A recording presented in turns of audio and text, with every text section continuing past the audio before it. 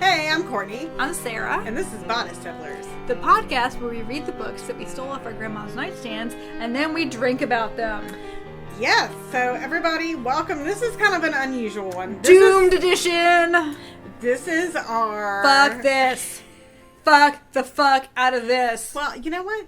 Take a beat. Fuck. Be a little more positive. Fuck. So... Fuck it. This is just Sarah saying fuck for like 45 minutes. This is...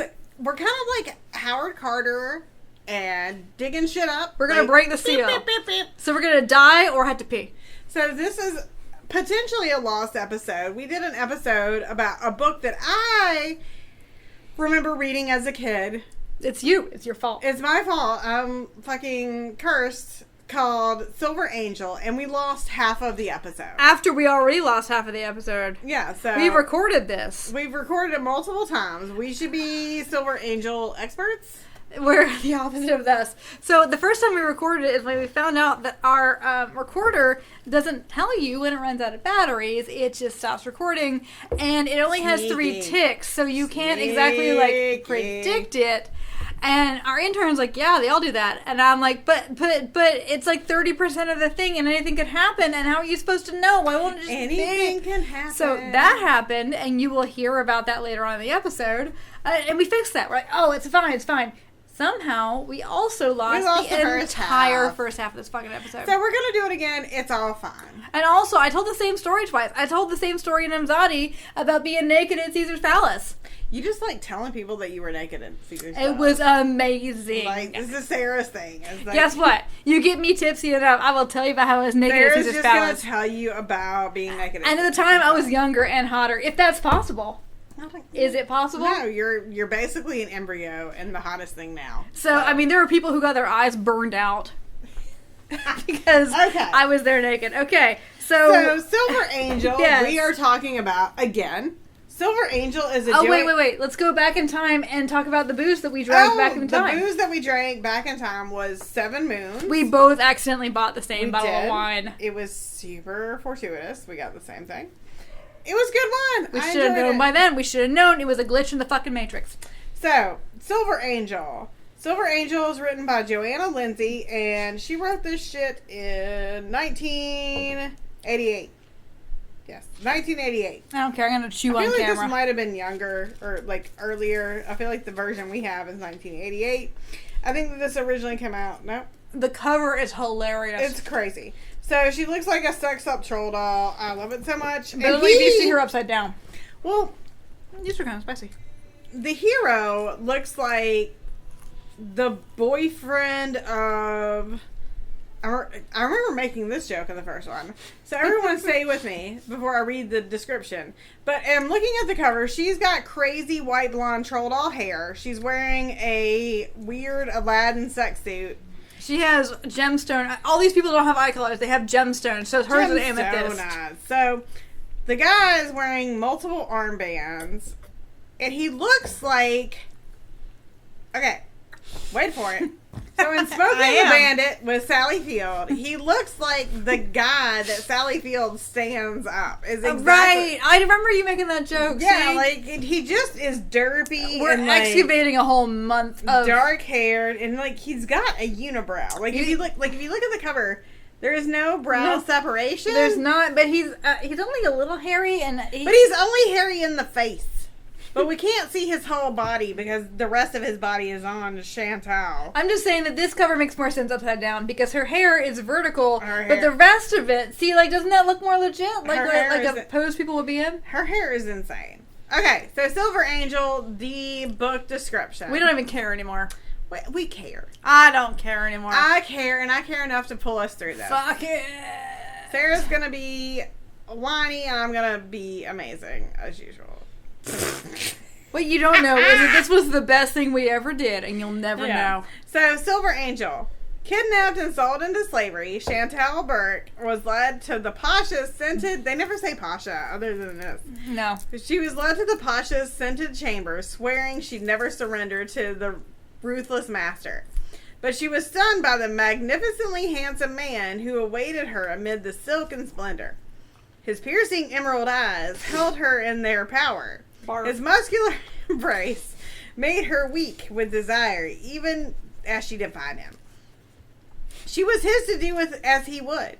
Yet this mysterious stranger, whose Eastern garb concealed his true identity, touched her only with tenderness, driving her wild with new sensation, his scorching kisses igniting the fires of her very soul and sweeping her beyond the harem walls into a palace of love's eternal dream. Okay, let me pause you right there, or stop you right there. Sarah and say, hates it so much. No, we did not do our warnings. Yes. So this is a really hard book to tell you what to beware of, because nobody gets raped in this book, and yet. The background of this book, like, there's people who have had sexual violence perpetrated against them in the past. There's people who are having sexual violence perpetrated on them in the present, but they're not in here. It's just, it all happens in this absolute atmosphere of sexual threat.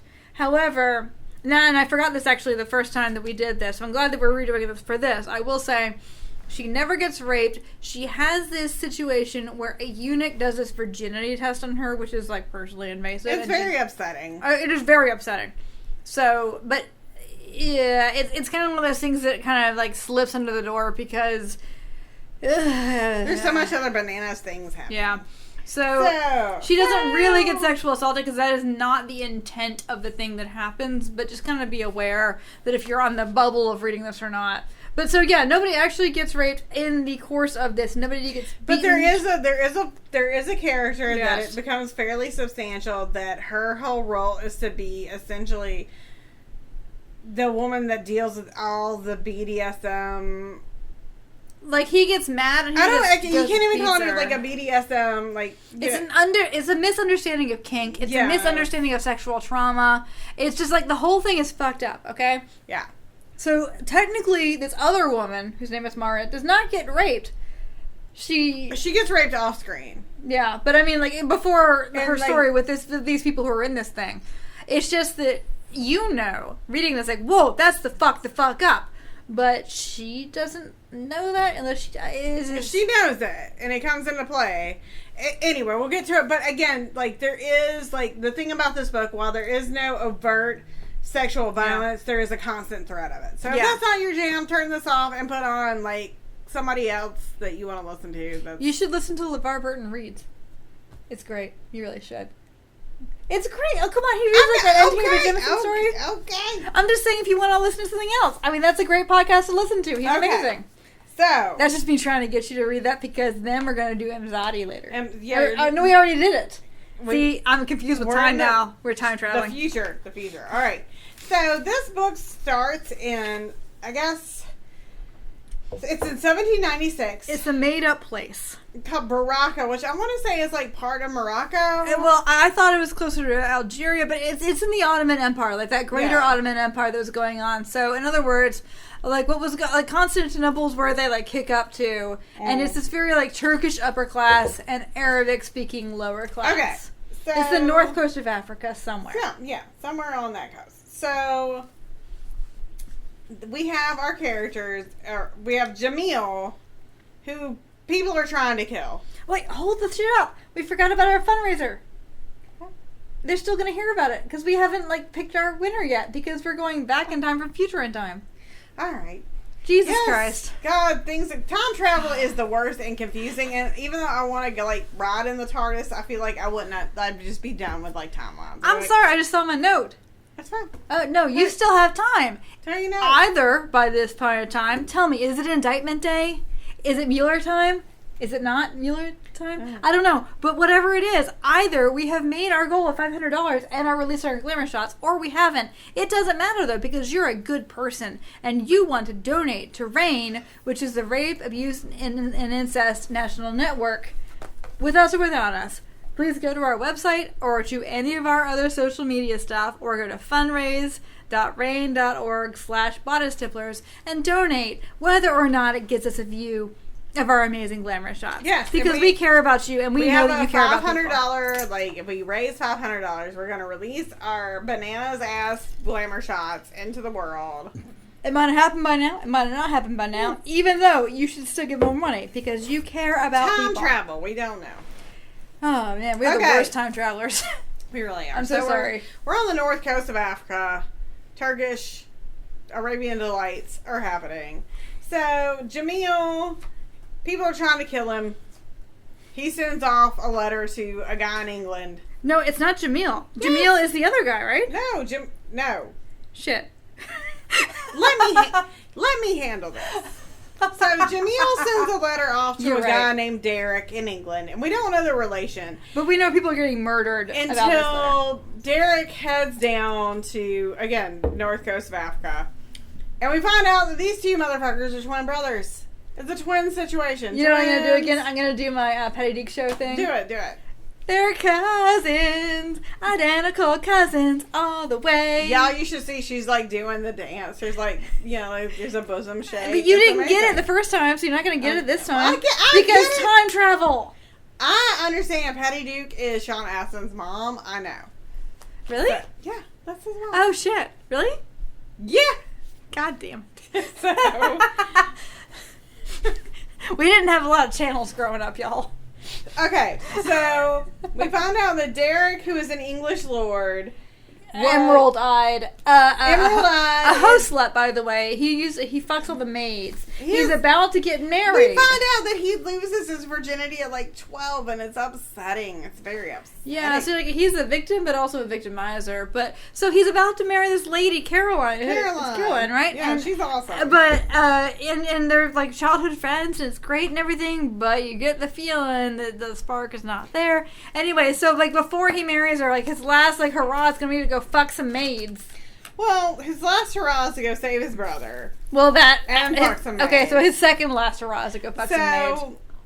Okay, well, this is happening while Derek / Kazim goes down to this made-up place in North Africa. We close in on Chantel, and Chantel is 16, and she has a bad family, and she flees a forced marriage to an old man, and like she's like legit running down the beach, and she's got some damn sense. Okay, some Barbary pirates find her. And they put her on the boat. It's the worst possible coincidence that like, she literally runs into them. when she's like, hey, who are you guys? They're like, we're Barbary pirates. Like, bitch just straight jumps off the boat. Like, and I like her for that. Not from the rail. I'm sorry. We have these 3 bites because, fuck this shit. She just jumps from the deck. Yeah, it was amazing. She's like, bloop, fell in the water. So, she almost made her feet on dry land, but nope. She was going to. So, she gets caught. Barca. And this is when... The pirate, like, they do a test on her about her virginity, and she thinks she's been raped. Which, I understand, because she doesn't understand anything. She's fucking 16 years old. And it's upsetting. That part is upsetting. Yeah, it is. Legit. Because, I mean, and the thing is, like, the test is as like high stakes test, because if she quote unquote fails it, if she's not, obviously if she's a virgin, she can be sold for a ton of money. Yeah. She's already enslaved at this point. If she's not a virgin, well, we might as well fucking all rape her. So luckily for her, she passes the virginity test. This is all, yes, completely upsetting. It's probably the most upsetting part of the book. So just like if you want to skip that, you're fine. If you're fine with the rest of the premise, there you go. So Homegirl basically learns like Arabic in a weekend. Which is thank God, because I did not want another Grey Eagle book where we knew 6 words. Grey Eagle's amazing. Shut up. No, it was, but then it was a little too realistic with like actually learning another language, and I didn't need that in my life. So she learns like from like a slave helper, like she learns Arabic, and then she gets put into like some kind of like slave holding pen where she meets this French woman that's like just DTS, like down to slave. Like, well, she's like been in Stockholm. She has almost escaped several times, but she's just like, oh well, It's the woman who's just like, you want to get sold to somebody good, yeah. Like, she make sure he's got that big dick energy and make sure he's gonna buy you some furs. Like, she was kind of amazing because all she wanted to do was just bang. Well, the sad thing is, though, is that, okay, in her, I saw, like, a little bit of, like, 9th grade research that I did on this, which is that, yeah, you would be freed if you were in this situation when your master died, except this kept happening to her, and maybe this happened to people in real life, is that, theoretically, she should have always been free and be able to take her stuff with her, but always she got fucked over. Well, which is real life and probably what actually happened to these women. For the book and for all of us, Chantel is super fucking hot, so she doesn't have to be subjugated to the degradation of a public selling. And, you know, like, I think it's interesting is, like, when we deal with slavery, and, like, and I think when we deal with black authors, obviously it's different. But I think it is very interesting to see, like, when we deal with white authors talking about slavery, we never talk about the truly horrible things about it. It's like, more so the she fantasy. sees people on the block and she's like terrified and upset that it doesn't happen to her. Yeah. And what's really gut-wrenchingly terrible is that there is a woman, a sub-Saharan African woman, who has no name and she's amazing. Oh my god, I thought that they were going to go together to the harem and they were going to find out that, like, Chantel was going to learn her language and it was going to be amazing. And she's like, fuck you, she spits in this dude's face. It's amazing. She has to be chained to the wall because she will not accept it. But it never goes anywhere. And then, like, we find out, like, okay, so while Chantel is in, like, I'm remembering this as we talk about. While Chantel is, like, in this enslaved situation. Pause on Chantel. Derek / Kazim is about to take over for Jamil, and Jamil's like, hey bro, I'm gonna buy you some lady slaves. And you tell me what you want. And see, I thought that this was a cagey move on his brother's part. But his brother was also like, such a dick. I'm not gonna. If you fuck one of my harem, that's it for them. Yeah. And so, like, I guess. Because I ain't gonna take no sloppy seconds. Like, this bag of dicks. And so that's where that's where Chantel and this African amazing lady are at. And, like, the African amazing lady, like, gets beaten. And if you hear that in the background, that's my husband watching sports. Like, March Madness is already happening in my house, even though it's February. So, pardon that. But, so what happens is Chantel sees Jamil beat this woman. But it's not really the same guy as Derek. So, like, Derek's the one that wants Chantel, even though, like, Jamil's like, that's a skinny bitch. I don't want a skinny bitch. But because we didn't explain that this is the stupidest idea. That the assassination whole thing means that the reason that Derek is there is that his brother wants to be able to be free to go hunt the assassins. Like, why is that? It's not a plan that makes any sense. But we had to do a twin swap. I mean, that's the whole point behind it. They're identical cousins. I mean, yeah, I kind of wish it was, like, Parent Trap. But it's not. It's shitty Parent Trap. So, essentially, here's this woman who is terrified of being enslaved, and she sees the man who she thinks is enslaving her beat the shit out of this proud, beautiful African woman who then exits stage left. Like, oh my fucking God. I want to know what happened to her. I know. Awesome. She's amazing. She didn't even have a name. So that happened. And then, so now she's terrified. She's set up to be terrified of this guy. Now, I thought that what was going to happen is because, obviously, as an imposter, you would not want to interact with any more people than necessary. So I thought that he was going to, like, buy a sex slave and then pretend to be so enamored with her that he had no time for anything else, which would have been a way better idea than the idea these fuckers came up with. No. Because this guy is so dumb that he drinks alcohol, not realizing that his brother doesn't. Like, all these things that are so obvious. That was so annoying. So I thought that he was going to sequester himself with her and that was going to be a smart plot. But that smart plot did not happen because I'm smarter than Johanna Lindsey, having thought about this for 15 seconds. So, Johanna Lindsey's like, bitch, let's look at his states and let's talk about who's smarter. That's true. At me, Johanna Lindsey. I would love to talk to you. Amazing. I bet you are a kicky wine aunt, and I would love to have 3 drinks and chilies with you. Okay, so no more. Chantel gets, like, groomed and, like, there's a pubic hair fight. Oh my God! So it's just like, you'll hear about this. I tell my Caesar Palace naked story again. Here we go. Like, yeah. So Sarah, Sarah's naked Caesar Palace, story, not withholding, which you'll hear about in a little bit. Like, Chantel's all like, no, you can't be getting rid of my body hair. And this is all a bit played for laughs, but this is actually dramatic for this person. Leave her pubes, because pubes. Yeah, well, so there's Lady Gardens later in this, so, what else. So, but she has to learn to deal with the harem sort of hierarchy, politics. Yeah. It's the kind of thing which happens all the time in this kind of book where she walks into the harem at the top, and of course, all them bitches be bitches. Yep.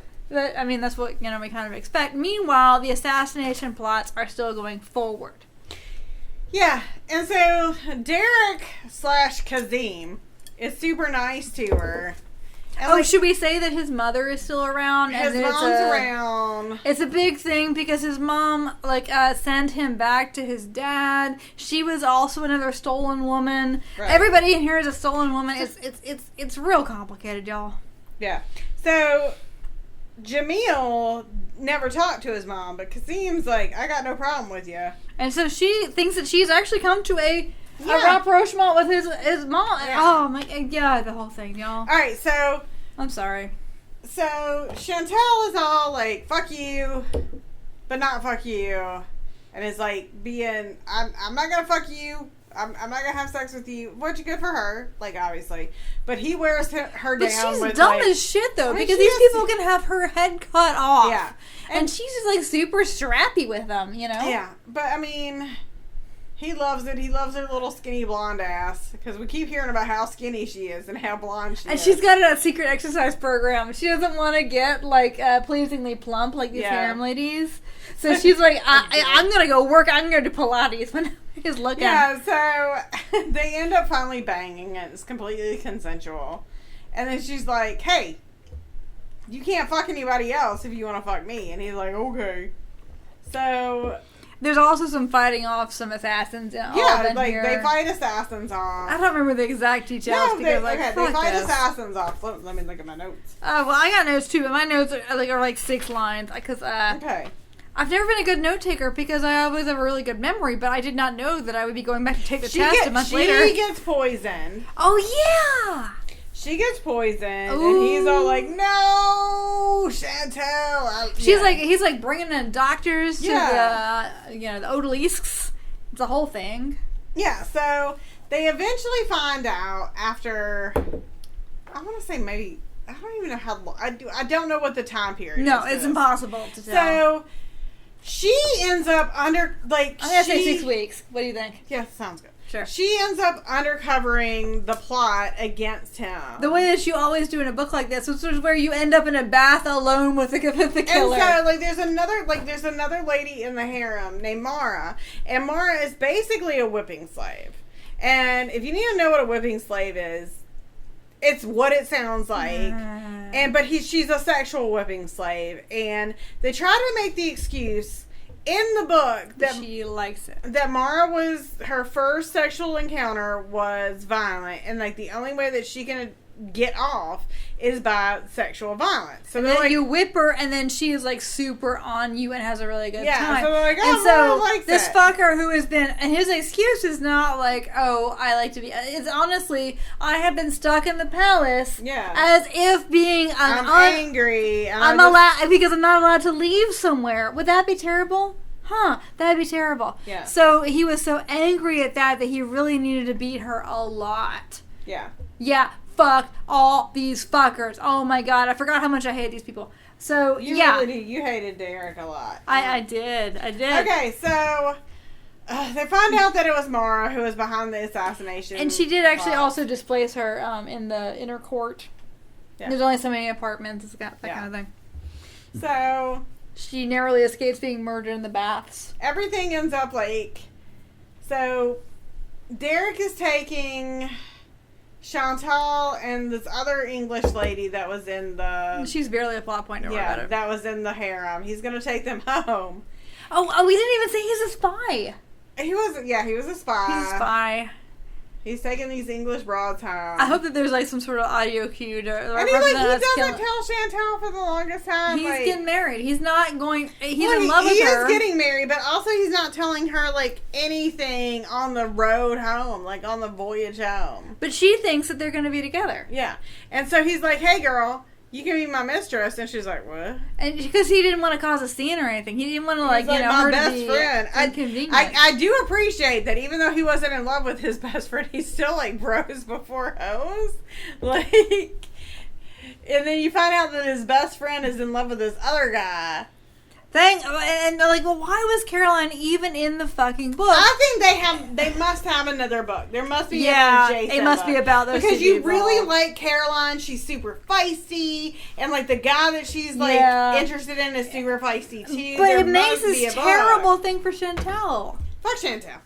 Oh, don't fuck Chantal. Chantal's great. Chantal jumped from the deck of the ship over the rail. I like Chantal. I mean, I thought she was dumb as fucking dog shit for being all like, fuck you guys. And I'm like, they can cut your hands off. But, I mean, you know, still. Yeah. I did like Chantal. But I do think that there must be like a secondary book about them. Yeah, otherwise, what on earth is the purpose of having this woman who is just to make Derek be like, oh, yeah, by the way, we're almost home. Guess what? We're not gonna, but you're going to be my hoe, right? Let me look on the internet. I mean, like, essentially, he's like, yeah, so where you're going to be my mistress. And she's like, the fuck? We're going home, and I could have maybe survived this socially, and it would be like a story that I told, and it'd be exotic and everything. Yeah. If I then immediately got married, I could save some social capital and not have to actually be a gutter prostitute. But thanks a lot, fucker. You know, and I mean, like, you know, like, not even his emotional betrayal, but just, like, his actual socioeconomic betrayal. She has everything. Him. I hated him. She has everything to lose. You hated him. I hated him, like, super hard. I don't remember what I said about him, because whatever you hear after the break is going to be a surprise to me. Surprise! Fuck this fucking podcast. So we did a quick and dirty on this. We have a song, though. We do. And the thing is, I hate to kind of give ill service to this song, because it's a great song, and they were very generous. They, like, wanted money. I was like, we're librarians, and then they give it to us for free. Like all of these poor bitches. Yeah, they felt sorry for us. So, because I thought that she was, like, fun trouble, and he was fun trouble, there's this Lisa LeBlanc song. It's called You Look Like Trouble, but I Guess I Do Too. It's available from all the places where you get your music, from Amazon. Did a sports thing happen? A sports thing just happened. Don't worry, a sports thing won't happen during the music. Yeah, so from Amazon, from Spotify, from iTunes, from all the places where you get your music, have a fun time listening to this.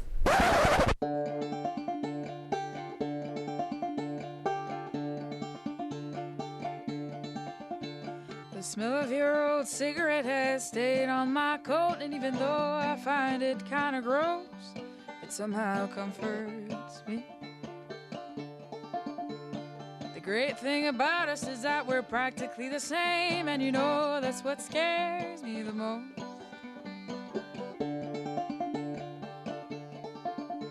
My heart's always traveled with me in my suitcase, and I guess I don't want to see it ending up in yours. Well, you look like trouble, but I guess I do too. Well, you look like trouble, but I guess I do too.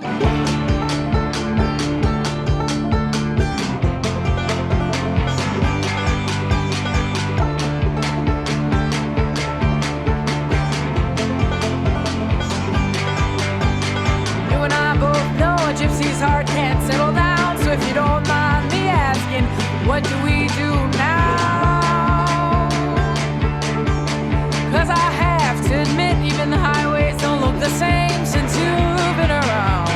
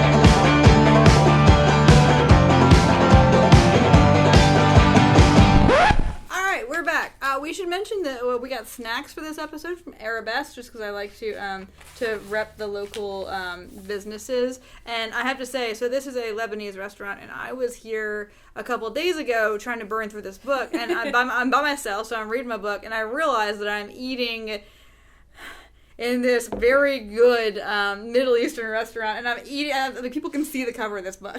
Yeah. And I was deeply ashamed. So it was ironic, y'all. All right, it was ironic. So it's question time. Our same 7.5 questions that we ask. So number 1 is bastard to bay ratio. Fuck that dude. Sarah has opinions. Fuck him. Don't fuck him. No, do not fuck him. I don't hate him as much as you do. I really hate. Well, the thing is, okay, I kind of feel like maybe Johanna Lindsey is more interested in women than in men in terms of writing, because all the women in the harem were like fully realized people, and the men were dicks with faces with gemstone eyes.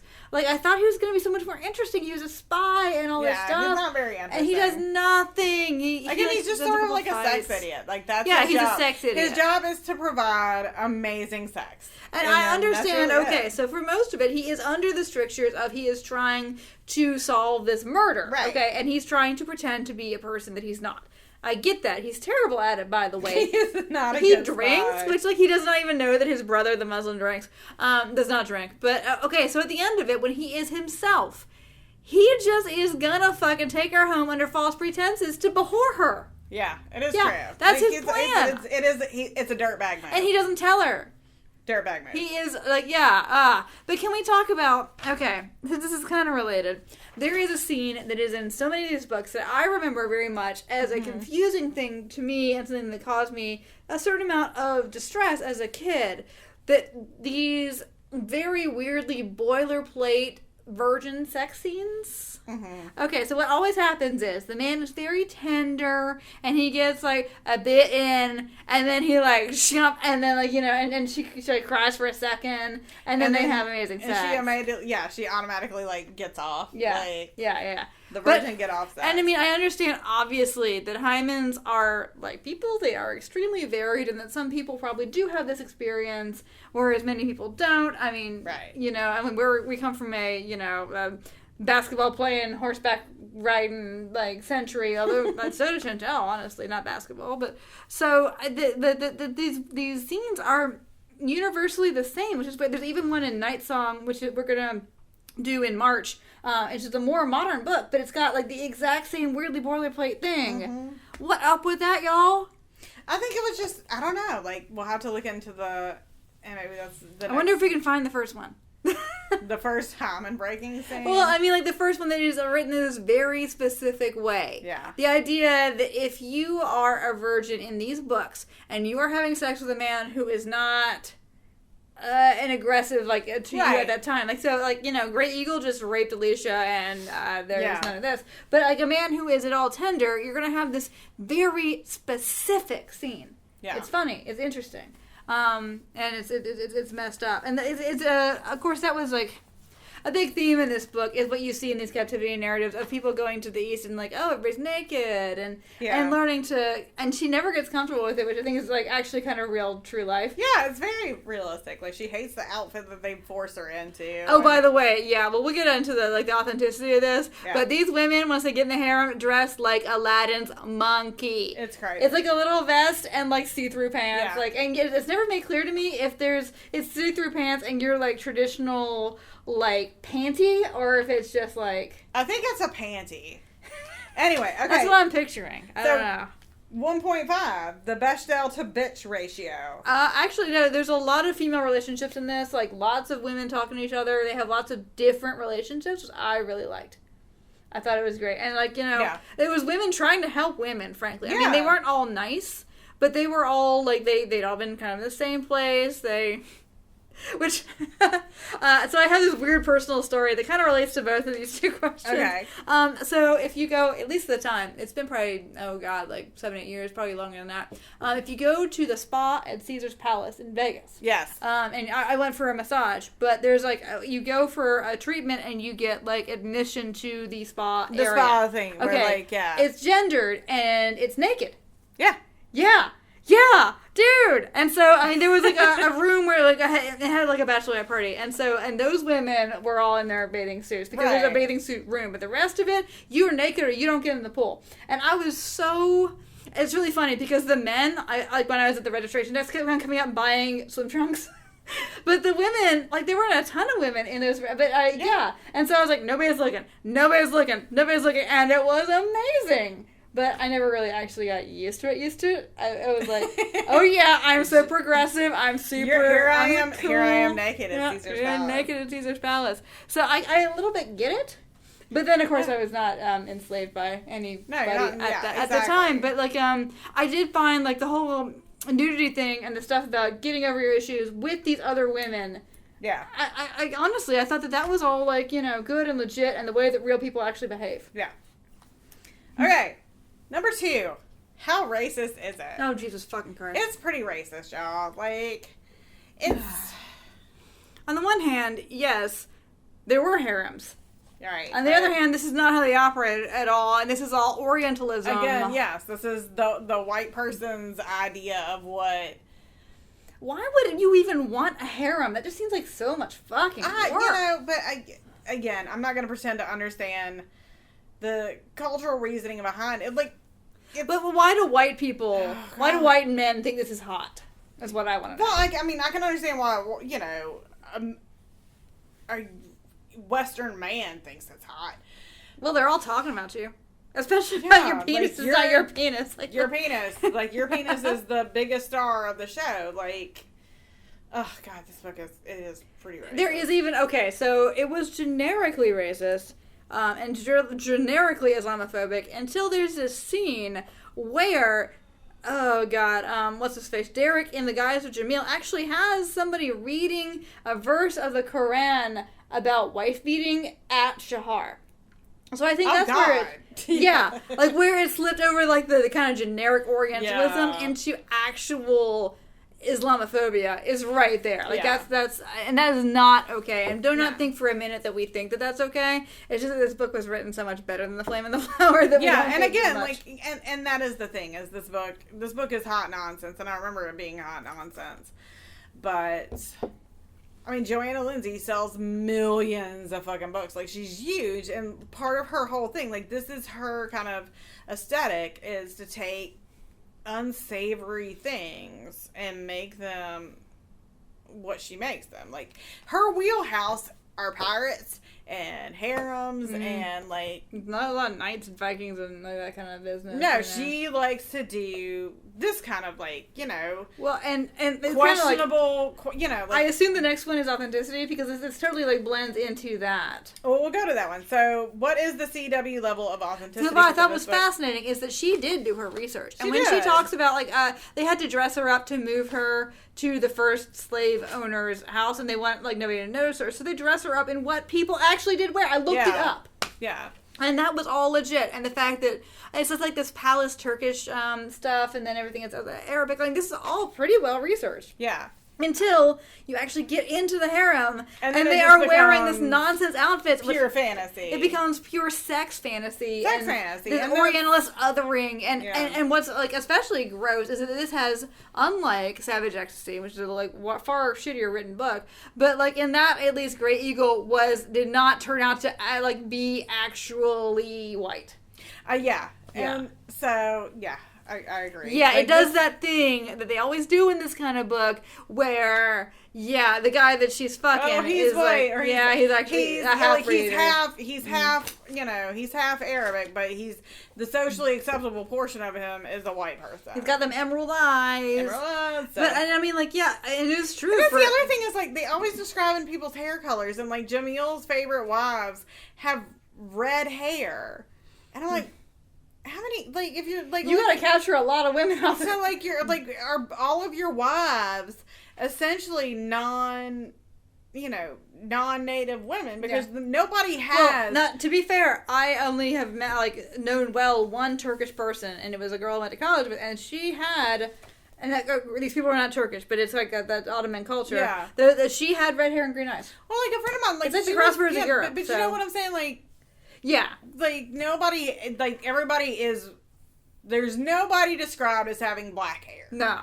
There's Well, no, there are, but they're like functionaries and they have hook Yeah. noses. There's a lot of hook-nosed men. So it's got that like really gross like Arab stereotype that there's a lot of that. All the assassins are like that. Yeah, It's exactly what you think it is when I say, oh, I read this book where a woman is in a white slavery book. Yeah. I read a white slavery book. Oh my god. Okay. Barf. So, would your 12-year-old self have dog-eared any pages? All of them. Yes, I would have been so... Again, obviously, I was so into this because this is a book I remember. The sex is explicit, which is what I was fucking looking for. It was explicit. Looking fucking for. Yeah, like, the tip is in, like, we're talking about it, like... But I thought that I was getting actual information out of this fucking hymen shit. Yes, the hymen is explained, you know. So, I would have dog-eared so many pages. We still have no oral, though. We're looking for oral. We're like, I just imagine us like at the bowsprit. We got our our spyglass. Our spyglass. Hello, where is the oral? Oral hoy? No, sorry, no oral hoy. Just so whales so much and no oral. worm sign. I see worm sign. Oh my god. So, okay. How much are you judging your Meemaw for reading this book? Oh. You know what, Meemaw? You can get it. Get it. Like, I get it. I get the appeal of this book again. I stole it from you. I had a thing for it, so... We actually ran into a guy who saw the cover of this book. A young man, I think. And he said, I can't tell anymore because I'm...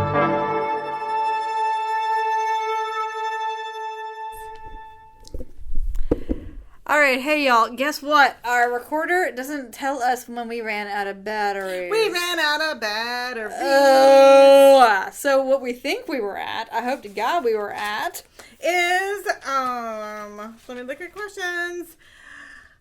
How much are you judging your Meemaw for reading this book? we're going to try to be as funny as we were, but let me tell you, that's going to be like that's like 7 Pillars of Wisdom that T.E. Lawrence left in the back of a cab. You'll never know. You'll never know how funny it was. I think we can be funnier. We can work toward it. You don't think we can raise $500 for rape and incest survivors. Courtney doesn't think that we can raise $500. I don't think we can raise $500, but I do think we can be funnier. So, I am not judging Meemaw too hard because, again, she had this book and I read it and I enjoyed the shit of it. So, thank you, Meemaw. Like, I mean, she bought it yesterday, I might. Maybe. But I think she should know better. And then, like, I think, well, you know, does your Meemaw like Fox News? My Meemaw is all dead. So, yeah. Thank God I don't have to know how they would have voted. Oh, God. I know. Anyway, now we're taking a dark turn with it. Well, no, my grandma, my Yankee grandma, was Union Democrat, so that's safe. But I don't know about my other one. No, so I would not have judged her for reading this book because this book was bananas and fun and only mildly horrifying. So, get it. I mean, it was... I do wonder, however, and I don't know how to answer this question. Flame in the Flower I found racially offensive in an absolute degree because every day on my way to work, I ride past the State House, which has a statue of Ben Tillman in front of it. Whereas the kind of racism in this book does not affect my environment in the same way. I would like to hear from any of our listeners of color that can talk a little bit more about it from a place that maybe we're not coming from as two middle class white ladies from South Carolina, the dangers of this kind of narrative. And I know there are some authors out there that are doing amazing things with, talking about East Indian characters and not just being this one-off cliche. So yeah, especially, and if we have any Muslim readers, please tell us, what do you think about this sort of thing? Because I felt, as a non-Muslim, I really thought that inclusion of the Quran, as in, she had done the research and she did that on purpose, I thought that was really fucking offensive. Yeah. But maybe you don't. So, tell me what you think about that. Yes, I want to know. But yeah, so, Meemaw. I get it, Meemaw. I get it. And we did, okay, so, and we were talking about how, like, when we are of the age now, we're hitting 40, and every person is either a person or a nice young man. Nice young man. There was this nice young man that we ran into when we were handing this book off, and he said, oh man, my grandma had that on her toilet. Again, toilet books were important. For you guys who don't have cell phone, when you didn't have a cell phone, your toilet book or your shampoo bottle were... Yeah, if you didn't bring a toilet book, you were down to your shampoo bottle. Oh, so God. I actually we used to keep... know all of what what's Yeah, in shampoo, yeah. and now it's like not a thing. I used to actually keep, and this is, I'm a big old word nerd. I used to keep slang dictionaries in my bathroom. You're such a dork. I know, because you would open it up into fascinating stuff. You're such a And then for a dork. while, I have a copy of the 1911 Encyclopedia Britannica. And I keep a volume. And it's bonkers crazy. It's amazing. Like if you read like the entry on hunting goes on for like dozens of pages, and it tells you where to go, like where do you hire a guide, how you're gonna get your trophy of what is now an endangered animal. God. It's amazing. Oh my God! Here's how you get the Amur tiger. Sorry, Amur tiger. Yeah. Nah. Well, anyway, so what I'm saying is, cell phones are good for one thing. It keeps you from killing Amur tiger. Yeah, that's exactly what cell phones. Yeah. Okay, our last question is, what kind of booze is this book? And I just kind of feel like it's, whatever it is, it's good at the time, you're enjoying it, you're having a good time, you're like flying through your night, but the next day you feel kind of weird about it, and kind of maybe you don't know what you did, and maybe it wasn't good. I like to think of this as like rum and coke, because rum and coke, you get rum and coke trashy. Everybody in this book has like vaguely trashy names. Chantel and Derek, I think, are those your neighbors? They Oh my could God, be. her fucking trashy neighbors. Today, there is a tow truck outside that's just parked. Just It's parked. parked They're in their ready. driveway with a car on it. Do they own a tow truck? So I feel like it's like, you know, you get a little woo girl on like rum and coke. You're like, woo! So I feel like this is that book. Like, But not Coke and rum, because fuck that guy. no. Like, you're having a good time, but You're gonna pay for it? yeah, exactly. You're doing things that you're maybe not gonna be proud of? Yeah.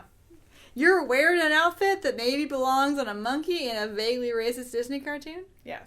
Yeah. Exactly. So that is my opinion on it. So, alright, so this was Silver Angel. Like we said, up next we've got Night Song. Before we do that, like, what do you think? We didn't ask this question before the batterying. How do you feel looking back on the fact that you read this?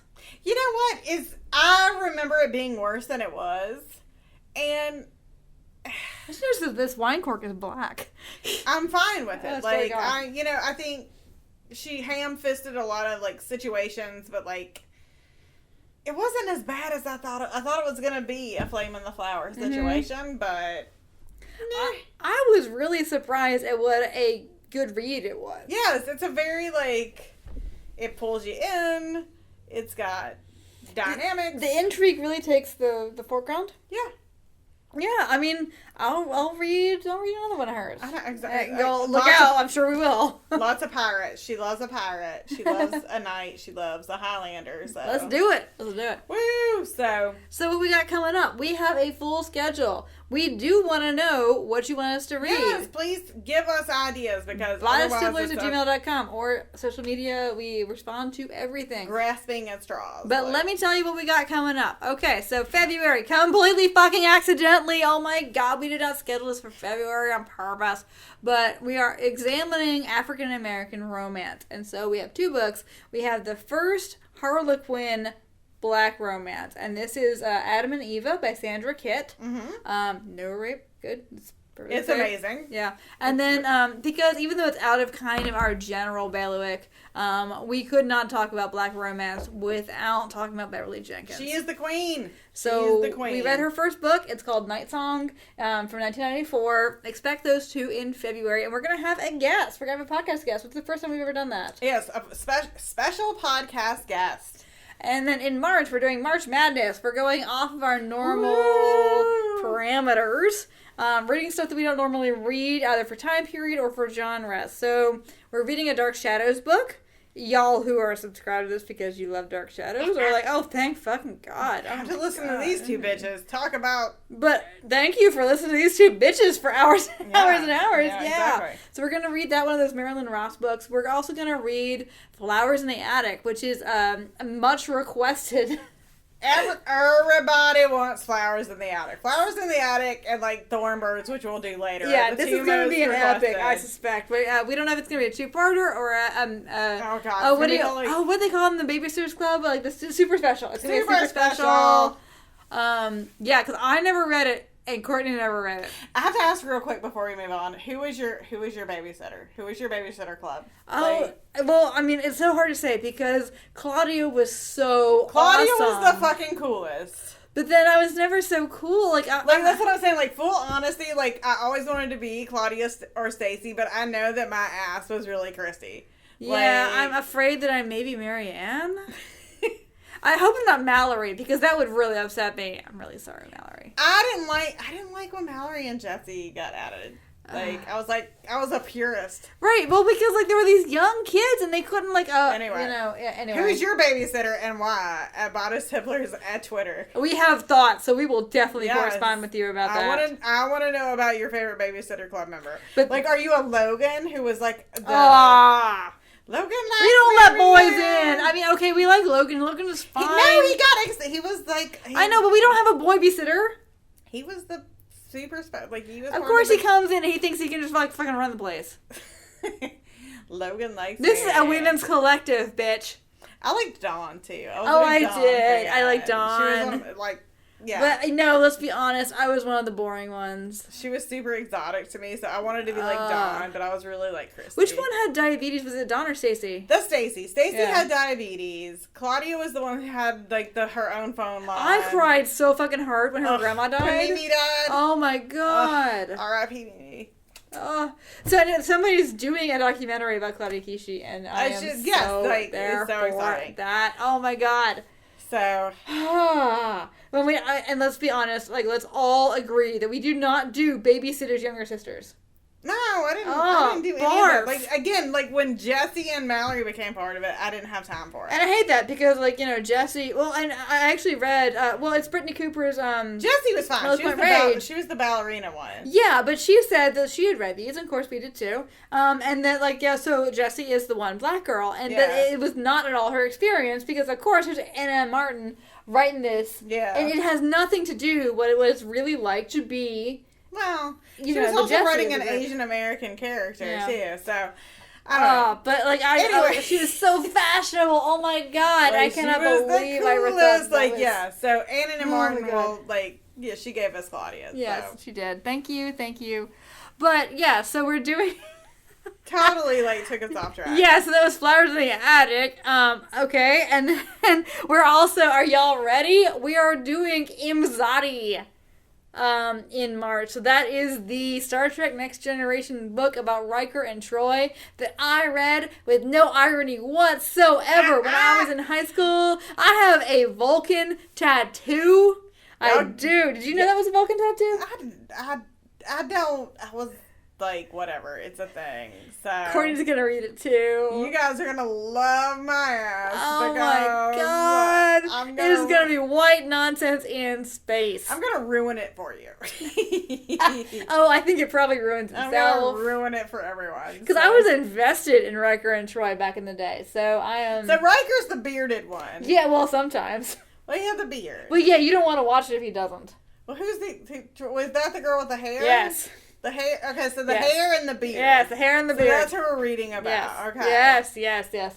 All right. So I remember vaguely Next Generation because what's his face was on it, Will Wheaton. Oh yeah, poor guy. And I thought he was super cute, because I had a crush on him from Stand By Me and stuff. But then Sequest happened with Jonathan Brandis, and I was like, fuck, whatever. So you got Dolphins and you got Jay Brandis. So this is gonna be super fun, and this is another one that I did read as a as a young person. But they ain't no fucking in it because none of these Trek books do. I mean, they don't. Oh, I don't necessarily want them to because I can just think of terrible ways in which that would go. You just do it in the chair, the controls. You do it in the holodeck. No, you do it in the chair. Well, I mean, that Anyway. too. Anyway. They would have a night song, which, by the way, yeah, look out for that, bitches. If you want a book with a lot of sex, you're gonna want to read Night Song. Beverly Jenkins. They do it everywhere. They do it on the table. They do it on the stairs. Yeah. They do it all over the place. You gotta do what you gotta do. Sorry, So, we got off track. on that note, Yeah, so I sold you some books. we'll see you next time. All right, have a good time.